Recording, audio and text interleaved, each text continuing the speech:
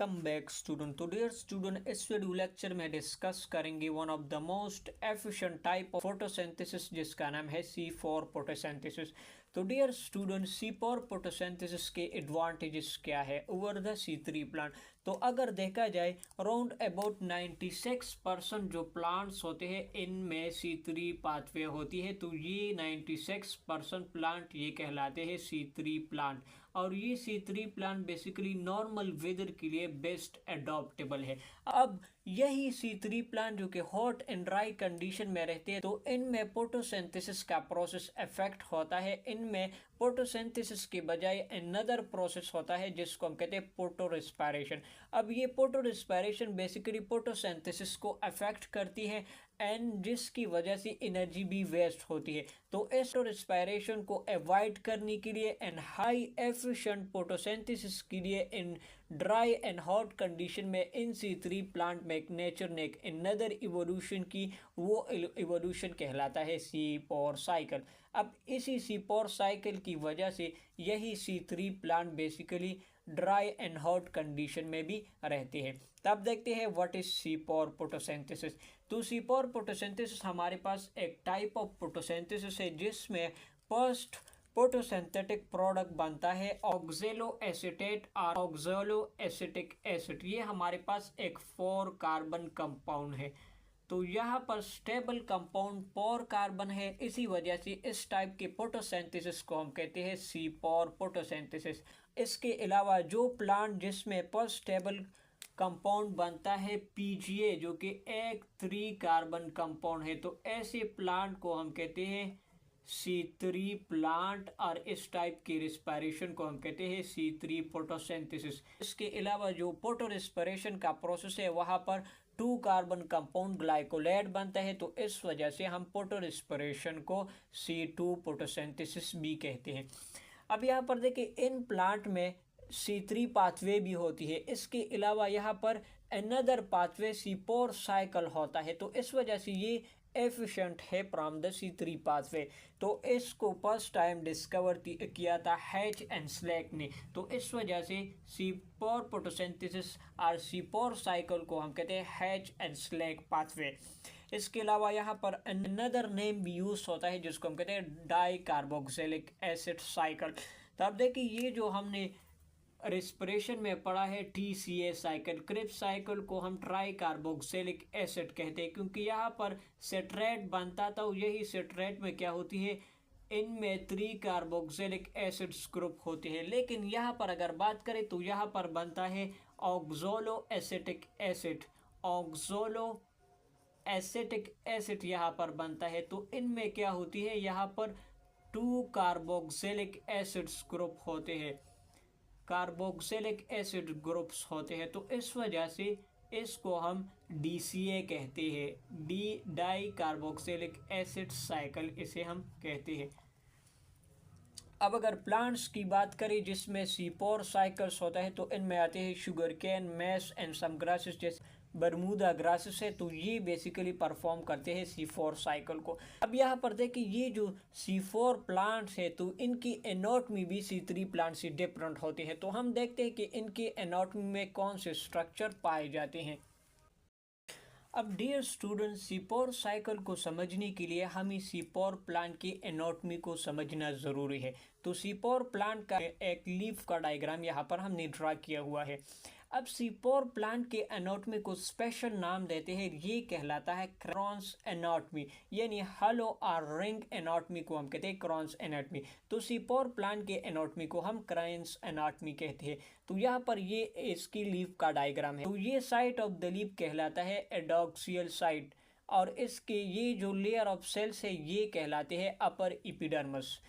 यहाँ पर देखिए ये लीफ का एबैक्सियल साइट है यानी लोअर साइट है। तो यहाँ पर सेल्स पाए जाते हैं जिसको हम कहते हैं लोअर एपिडर्मिस, यानी सिंपली इसके अपर एपिडर्मिस है और दूसरा है लोअर एपिडर्मिस। अब यहाँ पर लार्ज नंबर में सेल्स आपको दिखाई देते हैं, ये सेल्स कहलाते हैं मीजोपेल सेल्स। जिस तरह से C3 प्लांट में भी ओनली मीजोपेल सेल पाए जाते हैं, तो यहाँ पर भी यही मीजोपेल सेल पाए जाते हैं। इसके अलावा यहाँ पर देखिए ये है जाइलम एंड फ्लोएम। तो xylem basically upper epidermis side की तरफ होता है, जब प्लॉयम बेसिकली लोअर एपिडर्मस की तरफ होता है। ये जो जाइलम एंड प्लॉयम है इसको हम कलेक्टिवली कहते हैं वस्कुलर बंडल। अब इस वस्कुलर बंडल के इर्द गिर्द हमारे पास tightly packed and thick wall cells होते हैं, इसको हम कहते हैं बंडल ऑफ सीड सेल। यानी सीपोर प्लांट में बेसिकली इनके एनाटॉमी में 2 टाइप के सेल्स पाए जाते हैं, एक मेसोपेल सेल्स हुई, दूसरा है बंडल ऑफ सीड सेल। अब ये जो बंडल ऑफ सीड सेल्स होते हैं ये सिंगल लेयर्स में भी हो सकते हैं, इसके अलावा 2 और 3 लेयर्स में भी हो सकते हैं। अब हम देखते हैं कि किस तरह से इनमें सीपोर साइकिल्स होता है।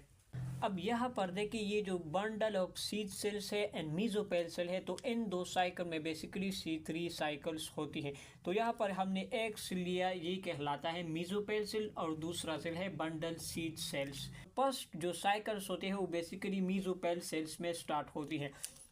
तो यहाँ पर बेसिकली इनके लिए मेसोपेल सेल में कार्बन डाइऑक्साइड को एक्सेप्ट करने के लिए जो प्राइमरी इलेक्ट्रॉन एक्सेप्टर्स होता है वो एक 3 कार्बन कंपाउंड है, और इसका नाम है PEP यानी पास्पोइनोल पायरुवेट। तो ये कहलाता है PEP, जो कि मेनली कार्बन डाइऑक्साइड एक्सेप्टर कहलाता है, पास्पोइनोल पायरुवेट। यहाँ पर ये जो इनकी फिक्सेशंस होती है और इनकी जो कम्बिनेशन होती है कार्बन डाइऑक्साइड एंड पास्पोइनोल पायरुवेट की, तो ये होती है with the help of enzyme, और ये एंजाइम है पेप्को, पास्पोइनोल पायरुवेट कार्बोक्सिलेज एंजाइम। जिस तरह से हमने C3 साइकिल में पढ़ा, वहाँ पर बेसिकली RUBP आती है और कार्बन डाइऑक्साइड के साथ अटैच हो जाती है, और ये process basically Rubisco enzyme perform करता था। लेकिन यहाँ पर बेसिकली PEP को कार्बन डाइऑक्साइड के साथ अटैच करने का process basically phosphoenol pyruvate carboxylase enzyme perform करती है। यहाँ पर CO कार्बोक्सिलेज के लिए यूज़ होता है, लेकिन तो ये एंजाइम बेसिकली ओनली लेता है कार्बन डाइऑक्साइड को।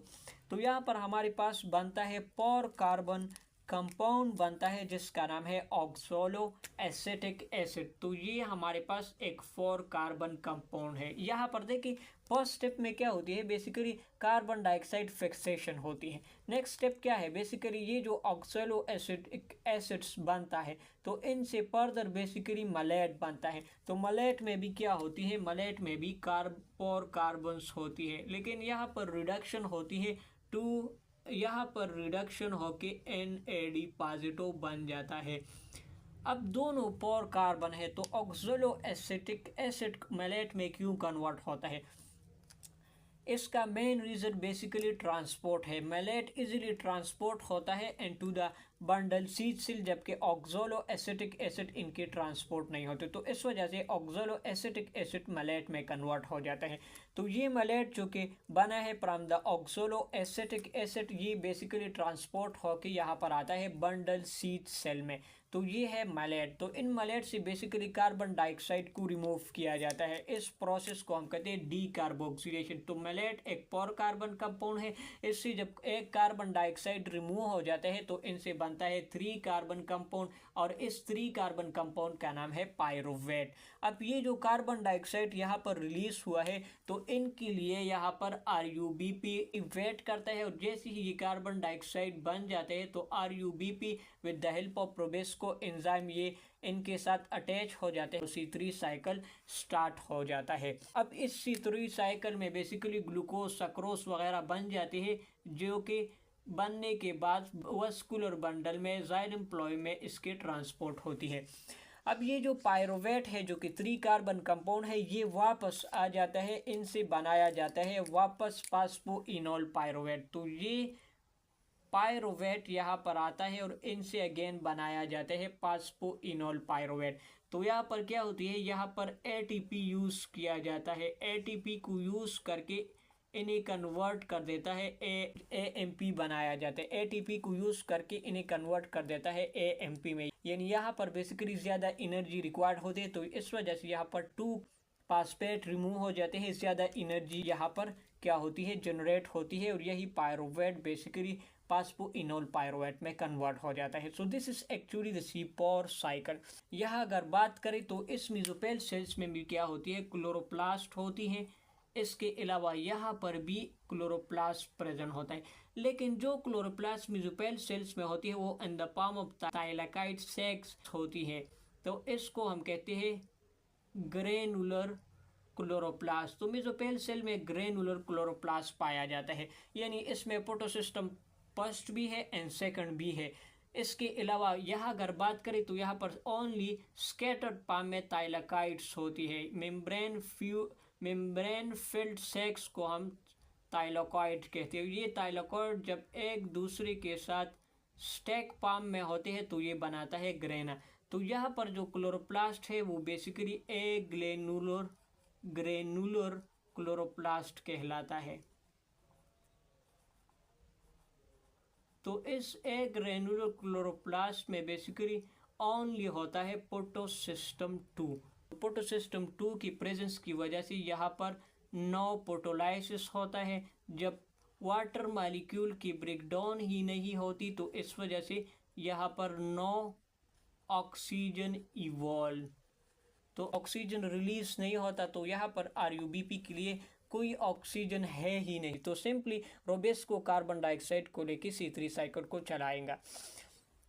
जबकि यहाँ पर प्रोटोसिस्टम 1 भी है एंड 2 भी है, तो यहाँ पर प्रोटोलाइसिस होती है, ऑक्सीजन लिबरेट होता है। लेकिन यहाँ पर ऑक्सीजन अगर लिबरेट भी हुआ तो यहाँ पर पेप्को एंजाइम है जो कि ओनली कार्बोक्सिलेज को लेता है। तो इस वजह से सीपोर प्लांट बेसिकली पोटो रेस्पिरेशन को अवॉइड कर देता है। तो यहाँ पर सिग्निफिकेंस में हम लिख सकते हैं कि what is the significance of C four photosynthesis.